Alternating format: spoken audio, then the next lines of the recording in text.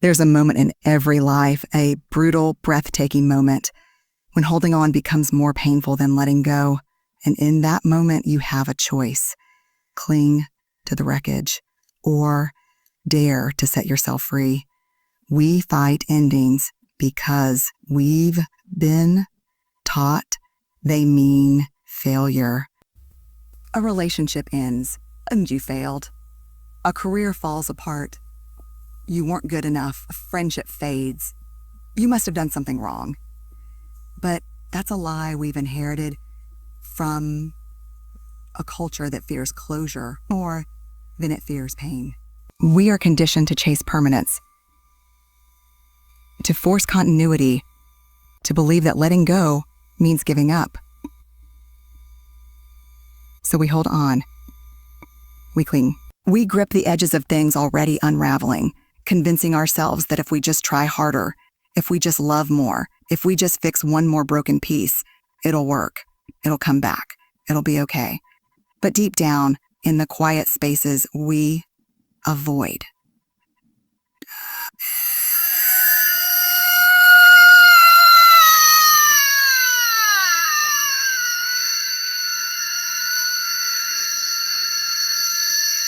there is a unique kind of exhaustion that comes from holding on to something that's already left you.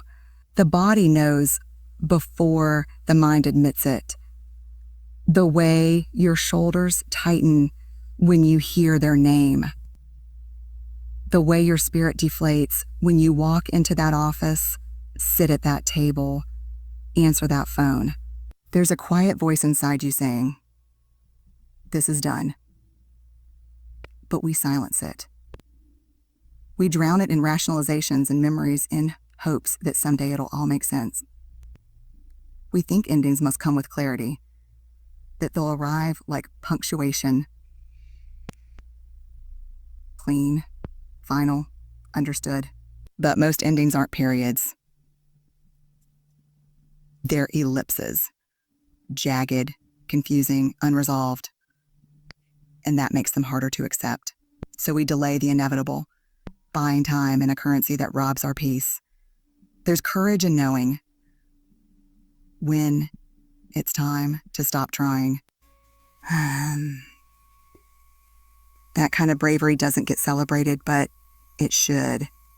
Because it's far easier to keep going, to stay in the familiar pain, to choose what's known over what's necessary. Letting something end means you're no longer available for what breaks you.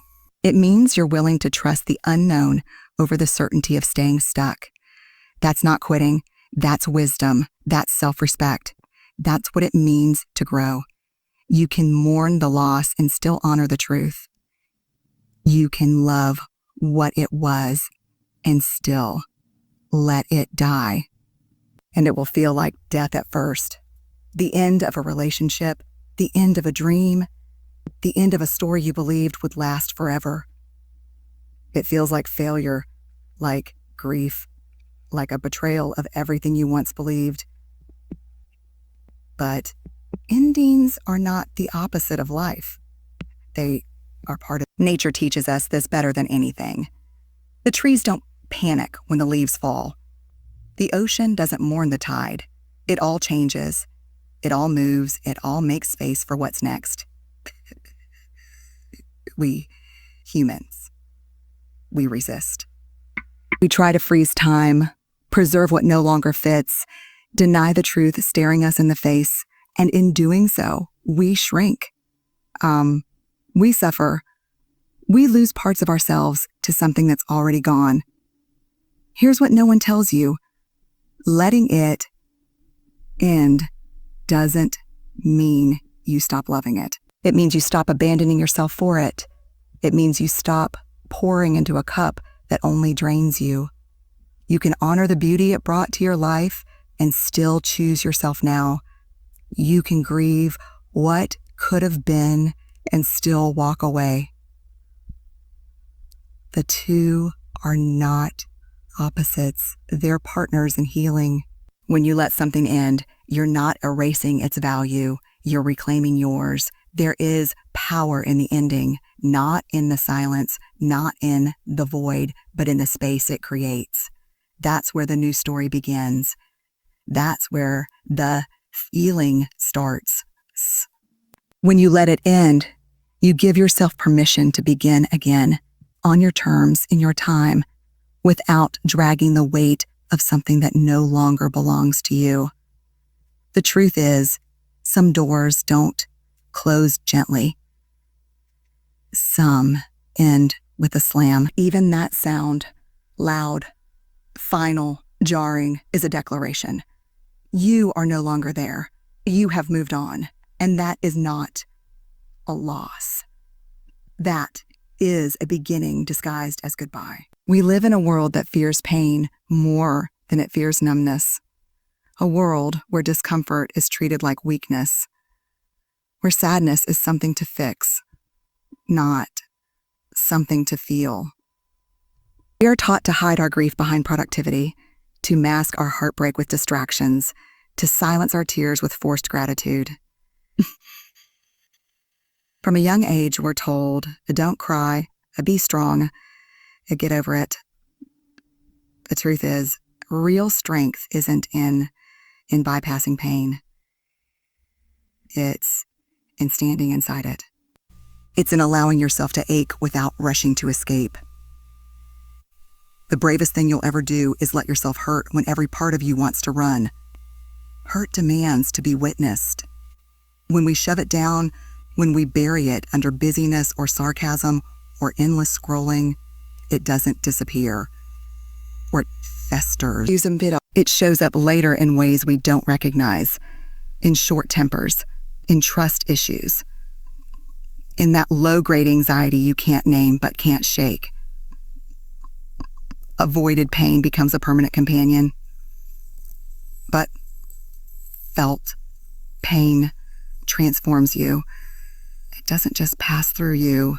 It shapes you, cleanses you, opens you. When you finally stop numbing, when you finally let the tears fall, when you finally say,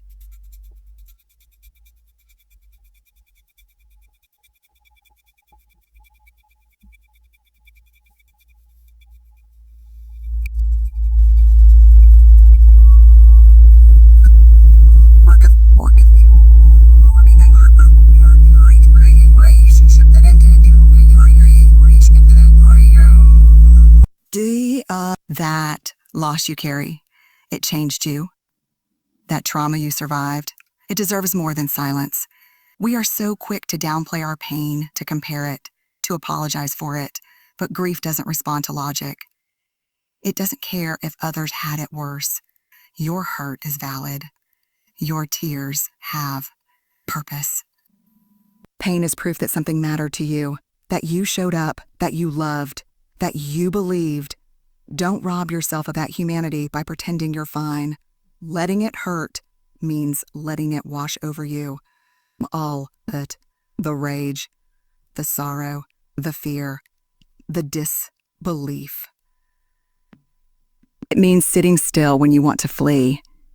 It means saying the words you're afraid to say. I miss them. I don't understand. This shattered me. Pain is not polite. It's not predictable. It won't fit into a neat timeline or follow your plans. But it's necessary.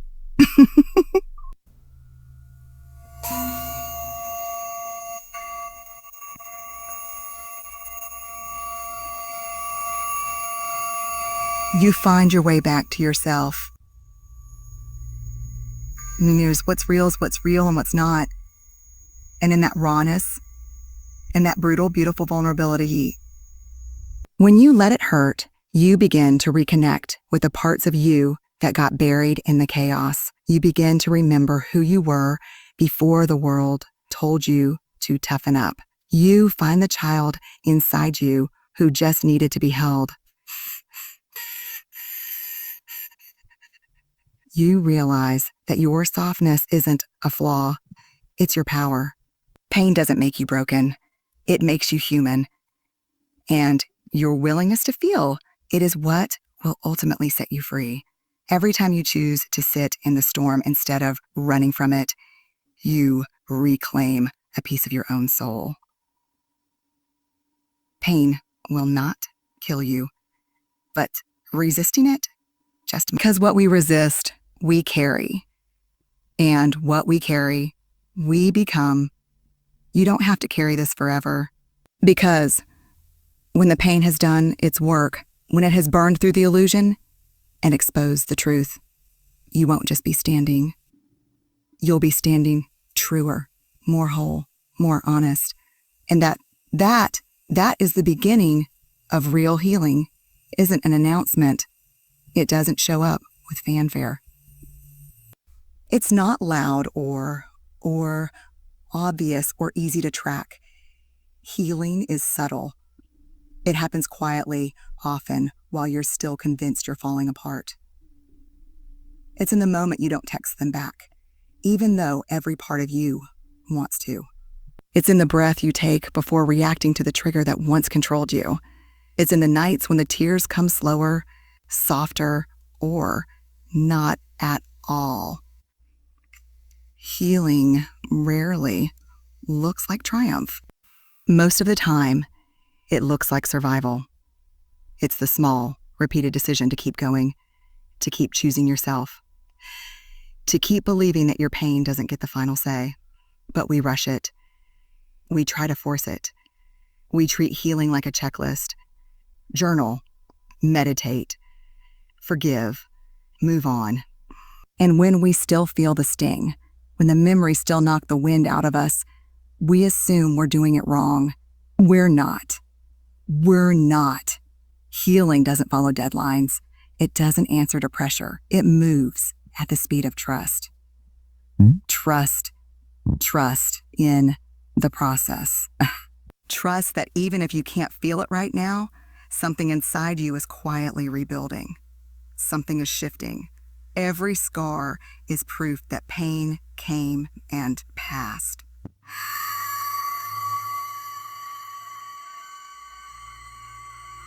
And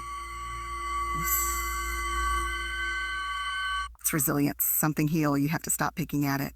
That means no more rehearsing the betrayal in your mind every night before you sleep. No more scrolling through old photos hoping to feel what you used to feel. No more pretending you're over it while still crafting imaginary conversations where you finally get closure. Healing asks for honesty. It asks for presence, and it asks for space. It means stepping back from what keeps reopening the wound. It means forgiving yourself for staying too long, for loving too much, for not knowing what you couldn't know then. Healing isn't passive. It's an active, ongoing, courageous choice to stop reliving the pain and start releasing it. And then, when it's time, you let it go. Not because it didn't matter, not because it wasn't real, but because holding on is costing you your peace. Letting go doesn't mean forgetting. It means removing the story from the pedestal and placing it where it belongs, in the past. It means choosing freedom over familiarity. It means deciding that your future deserves more space than your history. Letting go is a sacred act of self-respect. It's standing at the edge of what was and walking forward anyway, not because you're over it, but because you're ready to stop letting it define you. There's a moment in the healing process when you realize you've changed. You look at the pain, and it doesn't own you anymore. Anger isn't as loud. The sadness doesn't stick around as long. The memories become softer, less charged. That doesn't mean you're numb. It means you're free. Because healing doesn't erase the past. It transforms your relationship to it. You no longer need answers to move on. You no longer need an apology to find peace. You begin to understand that closure isn't something they give you. It's something you give yourself. And that is liberation. Letting go isn't a single act. It's a daily decision. A decision to release what weighs you down, what distorts your worth, what no longer aligns with your truth. Some days, it'll feel impossible. Other days, it'll feel like breathing. But over time, it becomes who you are. A person no longer tangled in the ache, a person who faced the storm, walked through the fire, and came out not the same, but stronger. Why? The pain taught you. The healing grew you. And now, the letting go is what carries you forward. Is not an act of forgetting. It's not erasure.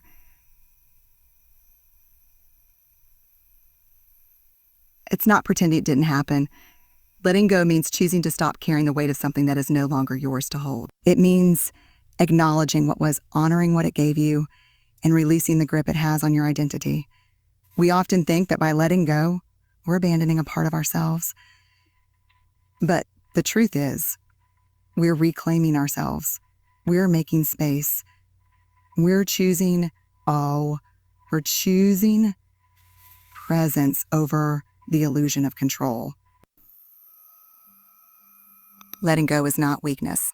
It's not indifference. It's the deepest kind of strength, the strength to stop watering dead things and instead plant something new. You cannot change what happened. You cannot go back and undo the betrayal. Unsay the words and love the person who couldn't love you back. But what you can do is stop letting those moments define your worth. You can stop giving your past the authority to dictate your future. You can stop shrinking yourself to fit inside a story that was never meant to be your whole life. Letting go is not about pretending you weren't hurt. It's about deciding that the hurt no longer gets to rule you. It means you felt the fire, and now you're ready to walk out of the ashes. People often say, just let it go, as if it's as simple as flipping a switch. But letting go is layered. It's emotional, spiritual, cellular. It means untangling years of attachment, identity, and expectation. It means grieving what might have been, mourning the idea of who you thought they were, and facing the truth of what actually is. It's saying goodbye without the closure you hoped for. It's releasing someone who may never understand the damage they caused. Letting go is not an event. It's a process, one that happens breath by breath, choice by choice, day by day. Some days it feels like liberation. Other days, like loss. But both are part of the release. Sometimes we hold on because the pain feels safer than the uncertainty. At least we know it. At least it's familiar. But comfort isn't the same as peace. And familiarity isn't the same as freedom. We stay in toxic jobs, broken relationships, false narratives, not because they fulfill us, but because we fear the space left behind if we leave. But that empty space, that silence, that terrifying unknown, that's where your future lives. That's where your healing takes root. Letting go is terrifying, yes, but it's also the doorway to everything real, everything lasting, everything that honors who you're becoming. You don't need to hate something to let it go. You don't need to be over it, healed, indifferent. Sometimes the most loving thing you can do for yourself is to walk away still caring, still aching, still wishing it could have been different. But walking away anyway, that's not failure. That's not defeat. That's self-worth in motion. It's you choosing to no longer settle for half love, almost dreams, or the constant ache of what if. It's choosing your aliveness over your attachment. It's saying, this mattered, and I still choose to release it. That is power. That is growth. Letting go is the final surrender, not to the pain, but to the truth. The truth that you deserve joy without fear, love without begging, peace without compromise. You were not meant to carry this forever.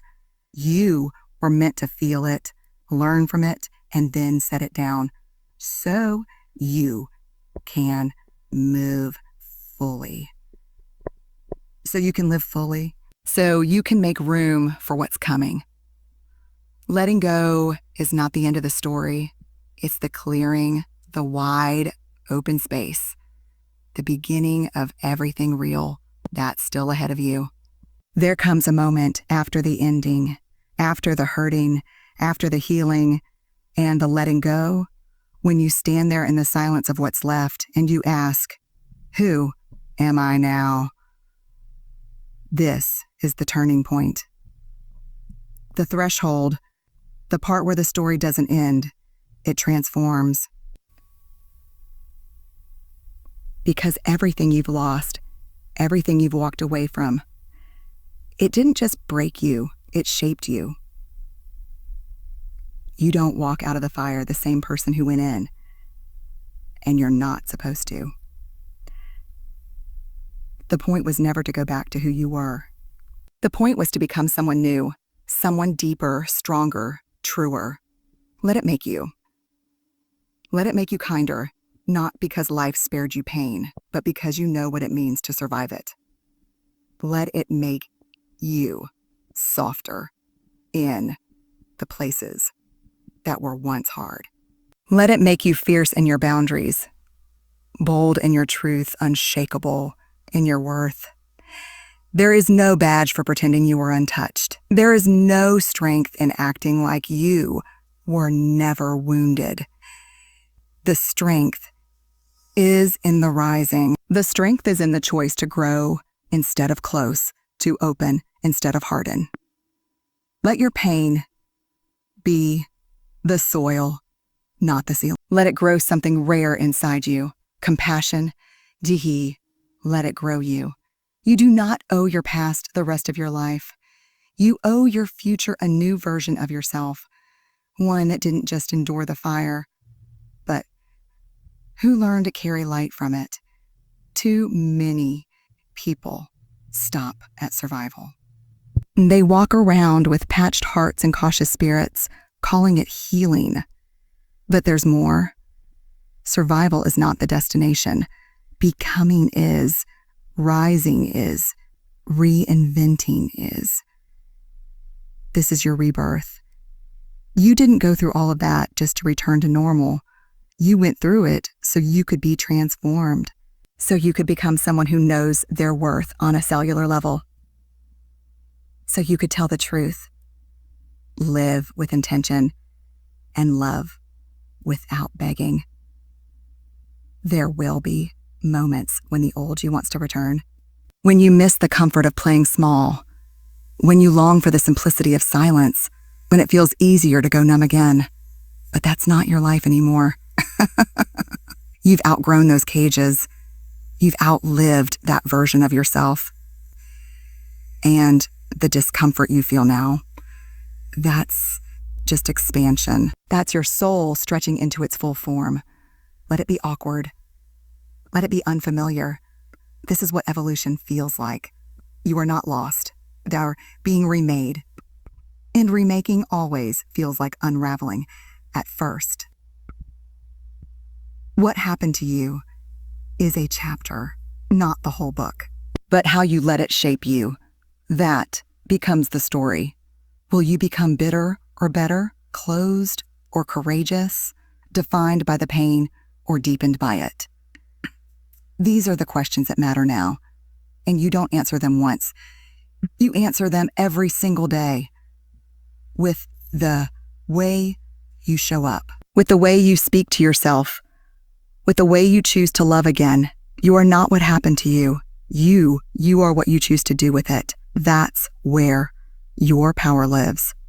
That's what makes you be unstoppable. Let it make you someone who no longer breaks at the same places. Let it make you someone who doesn't need to be rescued. They finally chose to rescue themselves. Let it make you someone who can sit in the dark and still trust the light. Let it make you someone whose story is not just about pain, but about purpose. Let the ashes become your foundation. Let the endings write your new beginning. And most of all, let it make you someone you're finally proud to be. Pain is a brutal teacher, but it's honest. It strips away your illusions. It brings everything false to the surface and dares you to confront what you've been avoiding. It teaches with fire, not kindness, with silence, not explanation. But if you're willing to lean in, if you're brave enough to stay awake through it, pain will hand you lessons that peace never could. It will show you what you will teach you what you need. It will reveal who you've been pretending to be and who you're actually meant to become. Let it teach you not just about others, but about yourself.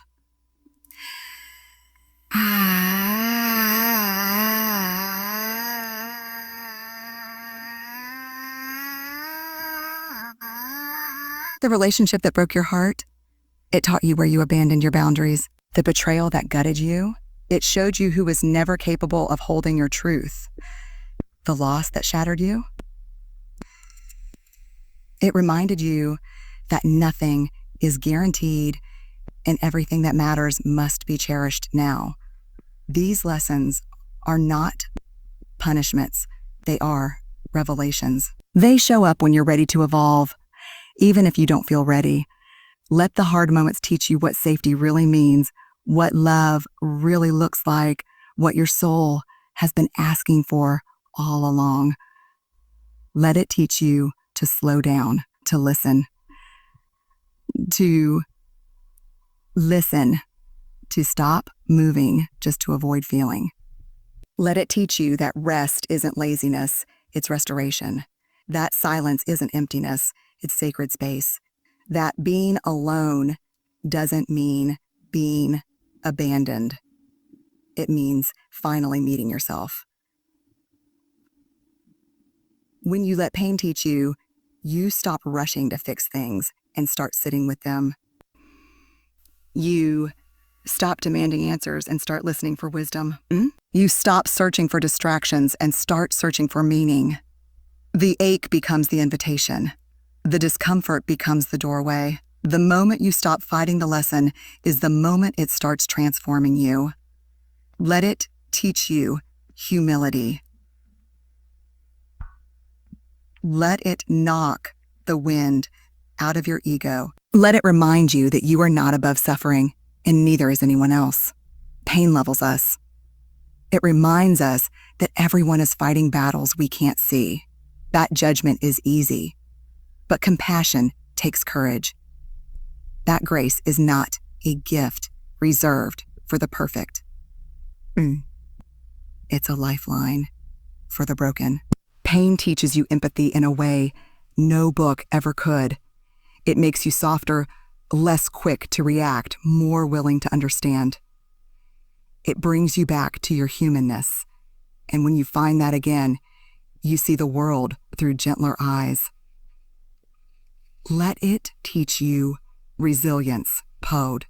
Not the kind that grits its teeth and powers through, but the kind that bends without breaking, the kind that learns how to rest without giving up, the kind that falls apart and still chooses to rise.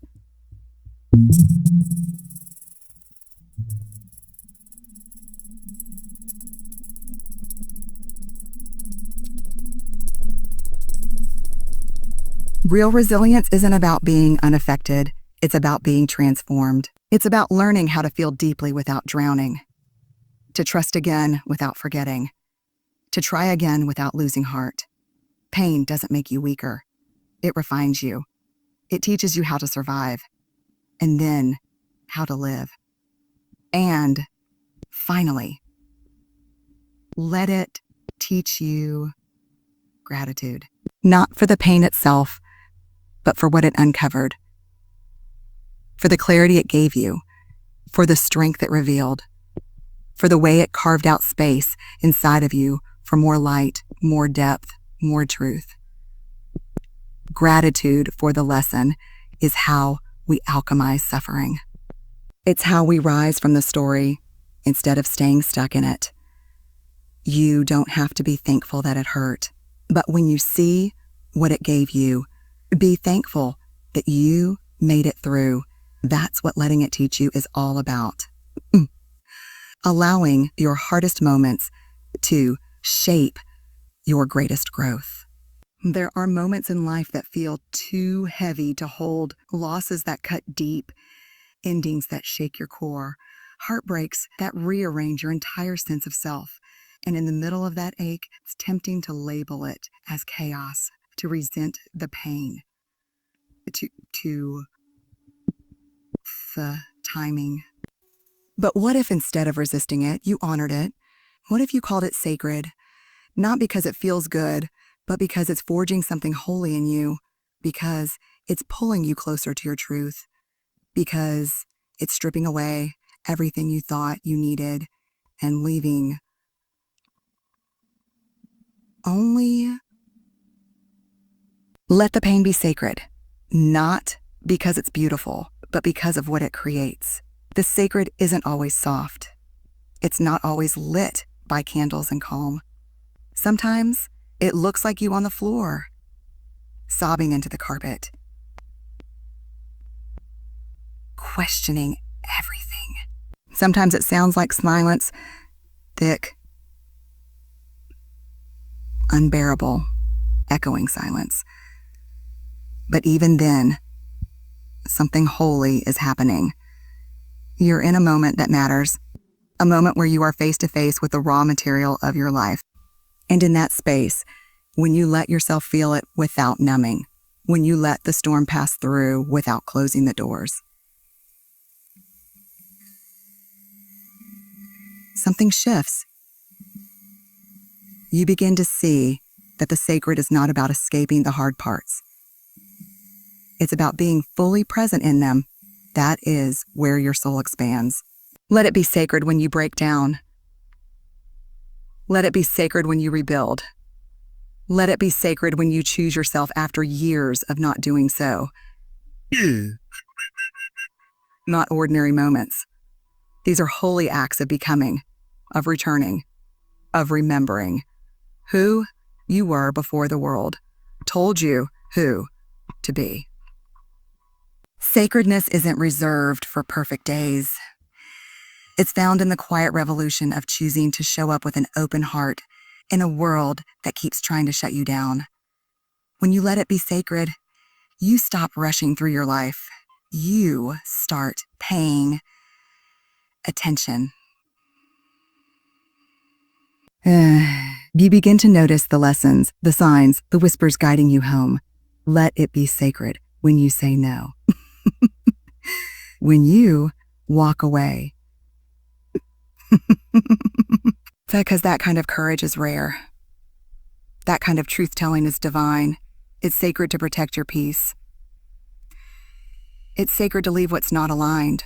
It's sacred to say, if this isn't love, and walk toward the unknown, even with your voice shaking. There's nothing small about those choices. But you walk away anyway, because staying small, staying stuck, staying sad, none of that is who you are anymore. You've outgrown that story. Let it go. Let it make you. Let the ashes become the foundation. Let the fire birth something unshakable in you. You were not meant to stay who you were before the heartbreak, before the fall, before the reckoning. You were meant to evolve, to rise, to become. Let it make you softer in your strength. Let it make you wiser in your choices. Let it make you someone who doesn't beg for love, but becomes love. Who doesn't chase validation, but lives in self-respect. You didn't survive just to survive. You survived to transform, to return to yourself truer than ever before. Let it teach you. Let the pain reveal what comfort kept hidden. Let it show you the places you abandoned yourself, the patterns you repeated, the truths you avoided. This is how you grow, through the ache, through the confrontation, through the surrender. Let the lessons find you in the silence, in the letting go, in the loneliness that isn't. And space. Let it teach you that healing isn't about being untouched. It's about becoming aware. It's about being awake. It's about finally choosing yourself fully, unapologetically, without condition. The pain was the messenger. The wisdom is what you carry forward. Let your tears be sacred. Let your unraveling be sacred. Let your healing be holy. This isn't just your story, it's your becoming. These moments, however painful, are not meaningless. They're sacred thresholds, sacred truths, sacred awakenings. You are not broken. You are being rebuilt.